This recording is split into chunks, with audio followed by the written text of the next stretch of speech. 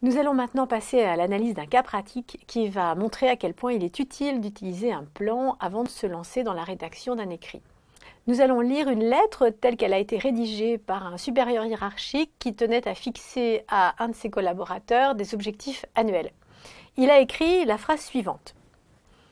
Par extension, et dans le cadre des réunions qu'il organise ou auxquelles il participe, le collaborateur devra représenter l'unité de développement auprès d'X nom de l'entreprise, autres unités et clients, et s'assurer d'obtenir de ses interlocuteurs externes à l'unité les avancées attendues par l'unité pour croître sur son marché, se faire fort de construire son influence et celle de son unité sur les choix opérés, en particulier les centres de coûts.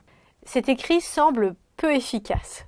En effet, il est long, il est confus, et je doute qu'on puisse savoir quels sont clairement les objectifs annuels que l'on doit respecter à la lecture de ce texte. Pour le reformuler, il faut premièrement voir qu'il s'agit d'un écrit pour informer. Le supérieur hiérarchique a voulu signifier 3 points précis à son collaborateur. Ces 3 points précis, on peut les retrouver dans la lettre telle qu'elle a été envoyée. On voit que ces 3 points précis sont formulés par des verbes. Il y a le verbe obtenir, le verbe croître et puis enfin le mot coût. Ce sont ces 3 points qui vont nous permettre d'élaborer le plan qui permet de reconstruire cette phrase. Ce plan s'organise tout d'abord avec une phrase chapeau qui dit clairement quels sont les objectifs à atteindre. Pour atteindre vos objectifs annuels, vous devez 2 points. Ensuite, on va placer en dessous le premier élément fixé à ce collaborateur.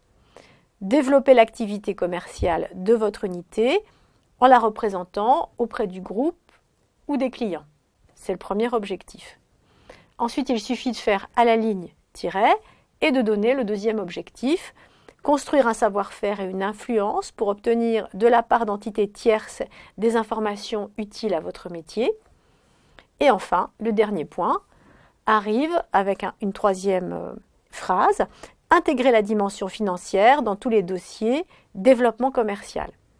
On voit ici que les 3 objectifs qui sont fixés à cet employé sont clairs, que lui-même va comprendre ce qu'on attend de lui et que le simple fait d'avoir utilisé un plan liste permet de s'exprimer pour informer de façon claire et efficace.